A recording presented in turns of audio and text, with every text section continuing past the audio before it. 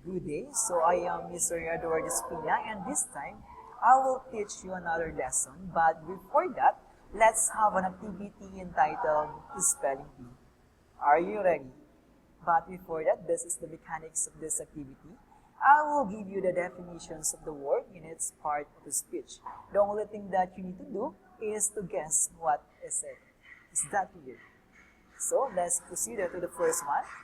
It is a noun which is a word or phrase preceded by a hash or pound sign and used to identify on a specific topic. What is it? Yes, it is hashtag. And then the second one is we have, it is a verb which is the subject of many posts on a social media website within a short period of time. What is it? Yes, it is trends. So let's move on to the next one. It is a noun which means written or printed matter that gives notice. What is it? Yes, it is notification. So let's move on. It is a noun which means unique characters used to identify a user and allow access to a computer system, computer network, or online account. What is it? Yes, it is username. Let's move on to the next one. It is a noun that is used on the Twitter website to show you or tweeting content that has posted by another user. What is it? Yes, it is retweet. And then the last one is, it is a noun which means posting made on the social media website called Twitter. What is it? Yes, it is tweet. Are you enjoying class? Do you want more? But we have no enough time. So those words that you guessed is in the social media called Twitter. And when we say Twitter, it is another popular social networking site. It is a cross between instant messaging and blogging that allows users to send short updates. Users can also follow the updates of friends they follow, send them direct messages, reply publicly to friends, or just post questions or comments as their current status.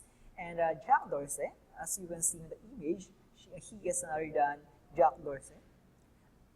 He is the inventor of Twitter. He is born in St. Louis, Missouri on November 19, 1976. Growing up in St. Louis, Dorsey became interested in computers and communications at an early age and began programming while still a student at Bishop LaVerge High School. He said that everything we do is about getting people to be more open, more creative, more courageous. And now let's proceed to our main topic, which is using Twitter in education. So there are some ways of using Twitter in the classroom to create important and lasting lessons. The first one is tweet about upcoming due dates or assignments. So one of the simplest ways that teachers can use Twitter in the classroom involves setting up a feed dedicated exclusively to due dates, tests, or quizzes. And then the second one is we have coordinate assignments. Rather than keeping up with an email train, students can use Twitter to collaborate on different projects and keep a quick reference on any changes. And we have write a story or poem.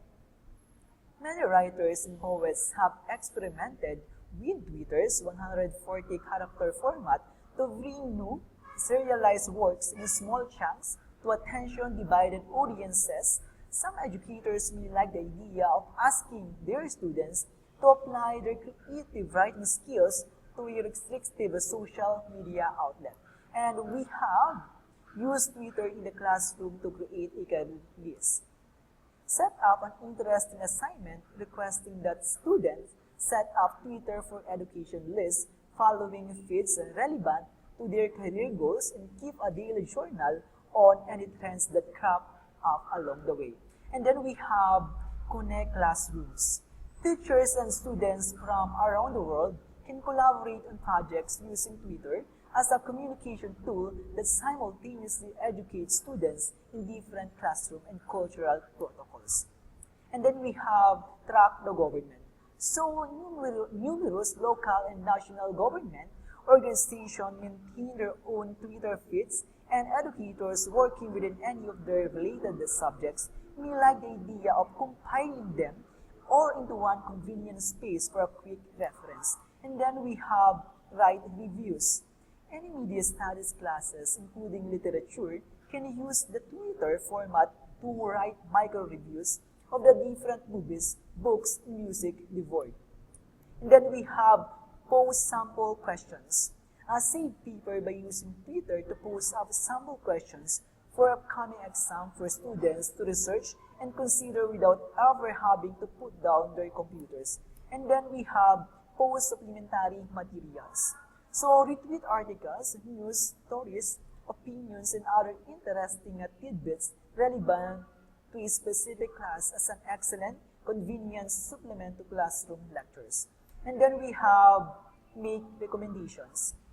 Benefiting both students and their parents, teachers may like the idea of using Twitter to discuss films and documentaries or books to check out at home, preferably as a family.